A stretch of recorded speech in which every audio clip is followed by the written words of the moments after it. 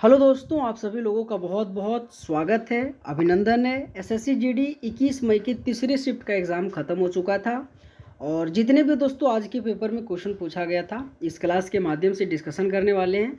और दोस्तों अगर आप सबको ये क्लास अच्छा लगे ना तो आप सभी लोगों से रिक्वेस्ट है आप वीडियो को लाइक करके चैनल को ज़रूर सब्सक्राइब करना, ठीक है। तो पहला क्वेश्चन पूछा गया था कि अकबरनामा के तीसरे भाग को किस नाम से जाना जाता है। अगर मैं तीसरे भाग की बात करूँ ना तो यहाँ पे आप सब लोगों को आईने ए अकबरी आंसर लगानी है, ठीक है। आईने ए अकबरी इस क्वेश्चन का राइट आंसर आ जाएगा। अगला क्वेश्चन पूछा गया था कि मिजोरम के पारंपरिक नृत्यों में से कौन सा स्वदेशी वाद्य यंत्र बजाया जाता है। आपके पेपर में एक बार और जब आपका जब क्वेश्चन आया था ना उसमें भी पूछ रहा था कि सर जो मध्य प्रदेश से कौन सा लोक नृत्य था उसमें से कौन से वाद्य यंत्र बजाया जाता है, और आज पुनः इस तरीके से क्वेश्चन पूछा गया था। तो यहाँ पे आप सब लोगों को क्या करनी है, बोले सर खुयांग इस क्वेश्चन का राइट आंसर आ जाएगा। और मिजोरम से संबंधित हमेशा चापचारकूट, मीमकूट, थाल फवांगकूट ये फेस्टिवल भी याद रखिएगा, क्योंकि हमेशा मिजोरम से आपके एग्जाम में ये क्वेश्चन पूछा जाता है, तो बहुत इंपॉर्टेंट है। अगला क्वेश्चन ये रहा कि जुलाई 2025 में 70वें ब्रिक्स शिखर सम्मेलन का आयोजन कहाँ पर किया गया था। एक क्वेश्चन तो आपके पेपर में मान लो कि समिट से पूछा ही जाता है, ठीक है। और अगर मैं समिट की बात करूँ ना तो यहाँ पे क्या आंसर आ जाएगा, बोले sir Rio de Janeiro Brazil इस क्वेश्चन का राइट आंसर आ जाएगा, ठीक है। रियो डी जेनेरियो ब्राज़ील इस क्वेश्चन का राइट आंसर आ जाएगा। और समिट से संबंधित आपसे रिक्वेस्ट करता हूँ जरूर पढ़ के जाइएगा, आपके एग्जाम में क्वेश्चन पूछा जा रहा है, ओके। अगला क्वेश्चन पूछा गया था कि उपस्थिति शब्द का सही विलोम शब्द चुनना है। देखो दोस्तों यहाँ पे विलोम की बात कर रहा है, एंटोनिम की बात कर रहा है ना, तो यहाँ पे अनुपस्थिति आ जाएगा। और अनुपस्थिति आप आराम से आंसर लगा सकते हैं, क्योंकि दोस्तों कोई बड़ा क्वेश्चन नहीं है, क्योंकि उपस्थिति का आपको उल्टा करना है, ठीक है। तो क्या करना है, मतलब आपकी अनुपस्थिति आ जाएगा, ओके। अगला क्वेश्चन पूछा गया था कि यदि कोई कर्मचारी अधिकारी अपने ड्यूटी पर बार बार देर से पहुंचता है तो उसे क्या परिणाम भुगतना पड़ सकता है। देखो दोस्तों अगर मान लो किसी भी आप प्राइवेट जॉब हो या कहीं भी काम करते हो, ठीक है, तो अगर आप लेट जॉब करोगे ना तो जिससे वेतन कट हो सकता है, हाफ डे लीव हो सकता है, कड़ी चेतावनी या मेमो हो सकता है, या फिर उपयुक्त सभी। तो बोले सर ये सारा का सारा आपको झेलना पड़ सकता है, ठीक है। आपको ये सारा का सारा झेलना पड़ सकता है, वेतन भी काट सकता है, हाफ डे लीव कर सकता है, या फिर कड़ी चेतावनी, या फिर किसी भी ज़्यादा मतलब किसी को ख़राब बोल देता है ना, तो कहीं ना कहीं यहाँ पे आंसर लगाना है, ठीक है। जितने भी लोग जॉब जाता है आप सब लोगों को पता ही होगा ना, तो यहाँ पे आप आराम से इस क्वेश्चन का आंसर लगा सकते हो, ठीक है। अगला क्वेश्चन ये रहा था कि पुलिस कार्य प्रणाली में जब एक पुलिसकर्मी दूसरे पुलिसकर्मी के साथ अपनी ड्यूटी का समय या शिफ्ट बदलता है तो इस प्रक्रिया को क्या कहा जाता है। ये भी क्वेश्चन बहुत इंपॉर्टेंट है, ठीक है। और आप सब लोगों को क्या करनी है, तो आंसर इसका क्या आ जाएगा। बोले सर देखो यहाँ पे ड्यूटी ट्रांसफ़र तो हो ही नहीं सकता है, शिफ्ट ड्यूटी हो, देखो यहाँ पे अदला बदली आप कह सकते हैं, ठीक है, ड्यूटी एक्सचेंज या फिर अदला बदली आंसर लगा सकते हो, ठीक है। यहाँ पे क्वेश्चन नंबर आराम से आप ऑप्शन नंबर सी लगा सकते हो, क्योंकि क्वेश्चन के लिए बहुत इंपॉर्टेंट है और आपने भी यहाँ पे आंसर सही लगाया होगा। अगला क्वेश्चन ये रहा कि इंडियन ऑयल कॉरपोरेशन के वर्तमान चेयरमैन कौन है। अगर मैं बात करूँ सर इसका चेयरमैन कौन है, तो यहाँ पे क्या आंसर करोगे, बोले सर श्रीकांत माधव वैद, अरविंद सिंह साहनी, वी सीता, सतीश कुमार और संदीप कुमार गुप्ता। आपके पेपर के लिए बहुत इंपॉर्टेंट, ठीक है।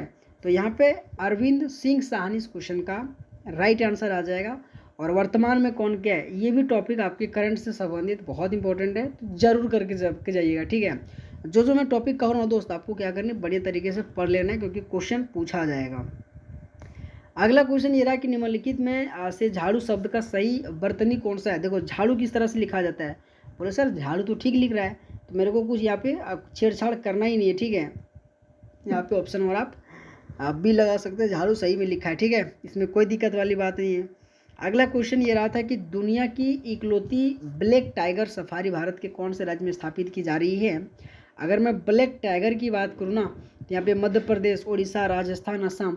आप यहाँ पे लॉजिक लगाओ क्या आंसर आ सकता है। क्या सर मध्य प्रदेश आ सकता है या फिर उड़ीसा आ सकता है। देखो ब्लैक से आप क्या करो, सीधे के सीधे जगन्नाथ भगवान के दर्शन करने चला जाओ, ठीक है। और वहीं से आप दर्शन करके जब आओगे ना तो आपको आंसर मिल जाएगा, ठीक है। तो यहाँ पे उड़ीसा आ जाएगा। बाकी बात दोस्तों आप सबको क्लास अच्छा लग रहा ना, अगर दोस्तों आप सबको ये क्लास अच्छा लग रहा है तो हमारा ये चैनल छोटा है, बहुत छोटा है, आप सब लोगों को क्या करनी है, एक एक सपोर्ट करनी है। बस वीडियो को लाइक करके चैनल को एक बार जरूर सब्सक्राइब करना है, ठीक है।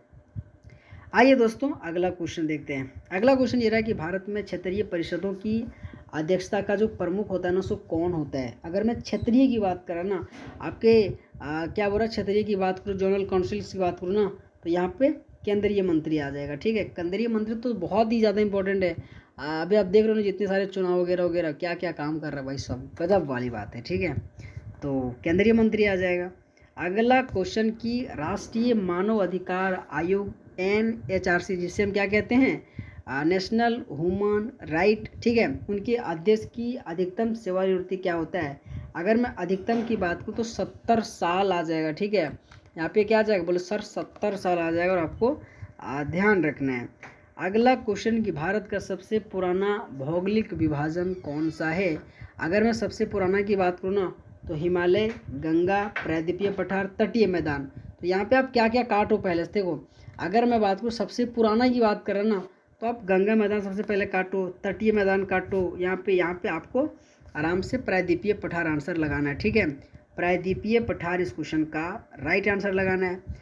अगला क्वेश्चन ये रहा कि उड़ीसा में जगन्नाथपुरी मंदिर किस वास्तुकला शैली में बना हुआ है।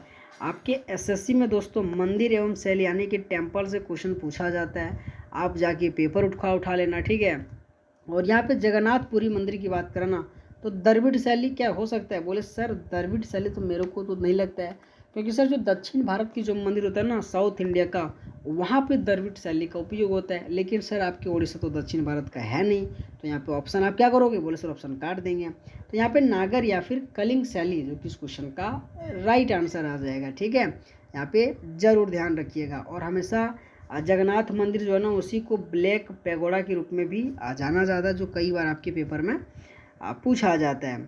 अगला क्वेश्चन की प्रतिभा देवी सिंह पाटिल भारत का कौन सा राष्ट्रपति था। दोस्तों 11वें नंबर की जो आपके राष्ट्रपति था ना, आपके कौन, बोले सर APJ अब्दुल कलाम। इनसे संबंधित आज के पहले शिफ्ट में पूछा गया था, और आज के तीसरे शिफ्ट में दोस्तों ये पूछ लिया था कि प्रतिभा देवी सिंह जो पाटिल राष्ट्रपति के रूप में बनी थी ना, सो कितने नंबर के था। तो वहाँ पे 12वीं नंबर आ जाएगा, ठीक है, 12वीं नंबर आ जाएगा। अगला क्वेश्चन ये रहा कि भारत क्या बोल रहा है, पुलिस और अदालती कार्यवाही में इस्तेमाल होने वाले शब्द जिसे एब्सकॉन्डर कहते हैं, उनका अर्थ क्या है। तो यहाँ पे भगोड़ा के रूप में जाना जाता है, ठीक है, भगोड़ा के रूप में जाना जाता है। तो दोस्तों आप सबको क्लास कैसा लगा, ये कम समय में दोस्तों मैं आपको फटाफट रिवीजन करा देता हूँ, ठीक है। आप सबको क्या करनी है, वीडियो को लाइक करके चैनल को जरूर सब्सक्राइब करनी है, ठीक है। ऑल द बेस्ट, आप सब लोगों का बहुत बहुत धन्यवाद, थैंक यू मेरे साथीगण, ओके।